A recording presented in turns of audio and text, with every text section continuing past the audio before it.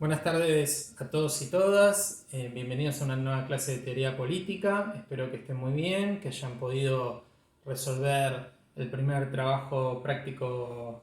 que les dejamos. Y bueno, en la clase de hoy vamos a trabajar la cuestión del populismo, de los movimientos populares. En particular en este video vamos a abordar el pensamiento de Álvaro García Linera, un pensador, un intelectual de los más importantes que tiene América Latina en el ámbito de la ciencia política, pero que además es un político que ha ejercido cargos a lo largo de su vida, siendo el más importante el hecho de que fue 3 veces vicepresidente de Bolivia, del año 2006 hasta el año 2019, cuando junto con Evo Morales fueron derrocados por un golpe de Estado.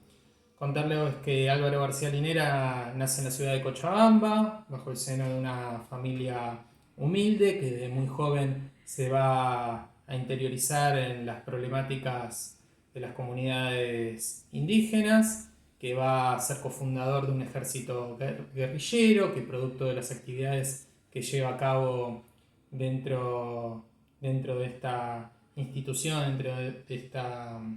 este movimiento, va a ser acusado de insurrección, de terrorista, y producto de esto va a ser encarcelado, va a ser torturado y posteriormente liberado, conociendo en el año 2000 a Evo Morales, con quien va a establecer una amistad y un vínculo político que lo va a llevar a acompañarlo en la fórmula presidencial durante 3 mandatos. Bueno, actualmente, como saben, se encuentra en Argentina, producto del conflicto existente en Bolivia desde hace meses, dictando clases en diversas universidades. Creo que específicamente está en la universidad, trabajando mucho con la Universidad de San Martín. Es un intelectual, aparte, que tiene mucho reconocimiento a nivel internacional. Es común que sea invitado a ciclos de charlas con figuras como Negri o como Slavoj Zizek, y bueno, cuyas ideas son muy valoradas dentro del ámbito de la ciencia política. Sobre todo para entender los fenómenos que está atravesando América Latina en los últimos 15 a 20 años, ¿no? Nosotros acá en particular vamos a trabajar un capítulo de la obra La potencia plebeya del año 2009. En particular, en este capítulo él va a abordar la cuestión del Estado, el cual va a definir y va a mencionar algunas de sus características, la diferenciación entre lo que él denomina el Estado estable y el Estado en transición, las 4 etapas de crisis estatal del Estado en transición y cómo estos elementos pueden ser aplicados para comprender la realidad de Bolivia. ¿Qué es el Estado para el autor? Bueno, el Estado es un conjunto de políticas territorializadas, o sea, que se dan dentro de los límites de una nación, en donde lo que está en juego son las relaciones de dominación y de legitimidad política. Bien, hasta ahí tenemos una definición que es bastante clásica, compartida con muchos otros autores,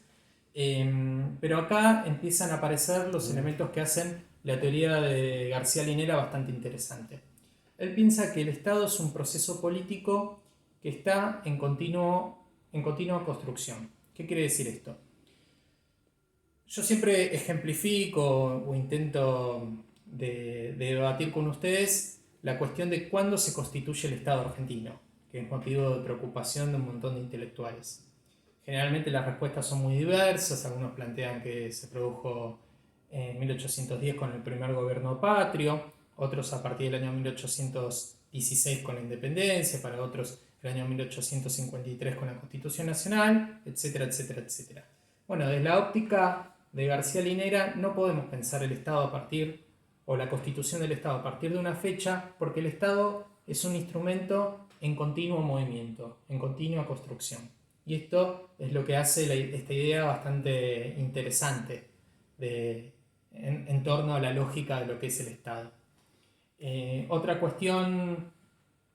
que grafica un poco la noción que tiene el autor sobre la idea del Estado tiene que ver con la diferenciación entre lo que es el Estado estable y el Estado en transición.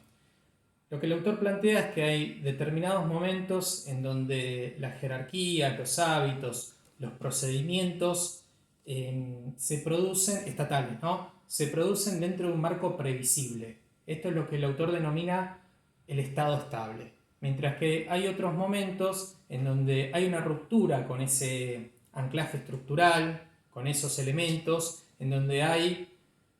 un fenómeno de mayor movimiento dentro de las relaciones de dominación y de legitimidad políticas, donde hay cambios, transformaciones, el autor considera que ahí podemos entender que hay un estado en transición. Espero que se haya entendido esa diferenciación, si no ahora la vamos a ver un poco reflejada en las 4 etapas de crisis estatal que plantea el autor.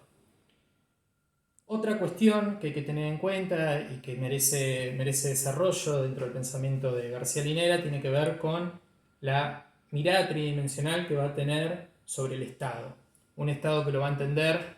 como un instrumento de correlación de fuerzas, en donde distintas bloques sociales, fuerzas sociales, van a buscar influir en las decisiones gubernamentales. Esto es lo que para algunos autores se denomina la visión funcionalista del Estado, es decir, pensar el Estado a partir de lo que hace, de las decisiones gubernamentales. Una segunda dimensión que es cómo todos estos hechos políticos, estas decisiones gubernamentales se materializan a través de las leyes, de las normas, a través de la conformación de instituciones, del aparato burocrático del Estado. Es lo que se denomina la dimensión institucional del Estado. Y en tercer lugar, pensar el Estado desde una idea, como una visión de época, a través de la cual se construye la hegemonía, es decir, a través de la cual se construye el consenso, a través de la cual las clases populares acatan las decisiones de las clases gobernantes. Es decir, en términos de lo que de la idea del sociólogo francés Perry Bourdieu, hablamos de el Estado como instrumento de dominación simbólica. Estas son la lógica del Estado tridimensional pensada por García Linera. Ahora bien, estas dimensiones van a adquirir distintas características, distintas formas en función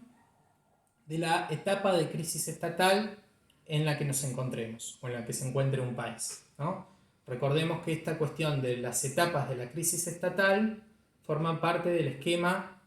del Estado en transición, es decir, del Estado en movimiento, en la conformación o la reconfiguración de las relaciones de dominación y legitimidad. Hablamos de que una primera etapa de la crisis estatal es el develamiento de la crisis del Estado, ¿no? A partir de la cual esa relación de dominación que cuenta con el consenso de los dominados, de la clase popular, que acatan las decisiones de las élites, incluso las acompañan, se quiebra, dando lugar a la conformación o a la aparición de un nuevo bloque político. ¿Bien? Eso lo podemos ver reflejado en Bolivia, en lo que fue la guerra por el agua, en donde a la vez que se buscó frenar con un proceso de privatización de los recursos públicos, se constituyó un nuevo bloque político, encabezado fundamentalmente por los movimientos populares. Si a eso le sumamos la movilización y la expansión territorial y la conformación de un partido político que logra disputarle no solamente la dominación política, sino también ideológica, conformándose como un bloque antagónico, estamos hablando de una etapa de empate catastrófico. Esta es una subetapa dentro de la primera, que es el desvelamiento de la crisis del Estado. Eso se produjo en el año 2003 en Bolivia, con la construcción de una plataforma política de alcance nacional, como les decía antes, encabezada por movimientos populares. Después tenemos una segunda etapa de la crisis estatal que tiene que ver con la sustitución de las élites políticas, que tiene que ver con la llegada al poder de este nuevo bloque político que logra convertir las demandas insatisfechas, lo que más adelante vamos a hablar de Laclau, ¿no? Las demandas insatisfechas de la sociedad en hechos políticos, en hechos gubernamentales. En Bolivia eso se produjo en el año 2006 con la llegada al poder del primer presidente indígena dentro de la historia republicana de Bolivia. Después tenemos una tercera etapa, que es la etapa de construcción, reconversión de un nuevo bloque político, económico, ideológico, llevado a cabo a través de las estructuras estatales, que tiene que ver fundamentalmente con la conformación de un nuevo modelo de país, de un nuevo modelo político, económico, cultural, con características diferentes a las existentes hasta ahora o hasta la dominación del anterior partido político. Eso es un fenómeno que se produjo en Bolivia durante los 13 años de mandato de Evo Morales y de Álvaro García Linera, en donde se empezó a aceptar, ¿no?, la cultura indígena, la pluralidad dentro de las clases sociales existentes en Bolivia, ¿no?, para pensar en el plano de lo ideológico, con la formación de nuevos intelectuales y profesionales dentro de las universidades existentes en el país, con el desarrollo de un nuevo modelo económico, reduciendo drásticamente la pobreza en un país que hasta el año 2006 tenía más del 60% de la población en la pobreza y más del 30% en la indigencia, y que se redujeron drásticamente esos números, también del analfabetismo, etcétera, etcétera, etcétera, y con el desarrollo de una nueva plataforma política en donde los movimientos indígenas, los movimientos populares, contasen con representación en el Estado. Entonces tiene que ver con eso fundamentalmente. Y por último tenemos que mencionar la cuestión del punto de bifurcación o hecho político, que tiene que ver con la finalización del conflicto de la crisis estatal, que puede llevar a dos caminos, o puede tomar dos rumbos, por eso punto de bifurcación. Por un lado, la consolidación del modelo político, del nuevo modelo político que logra conquistar el poder estatal, o por el otro lado, una restitución a la dominación anterior existente al proceso del año 2006 para graficarlo en Bolivia. Entonces, el autor plantea que en cierta medida este punto de bifurcación se da con la consolidación del poder en los primeros años de mandato de Evo Morales, con la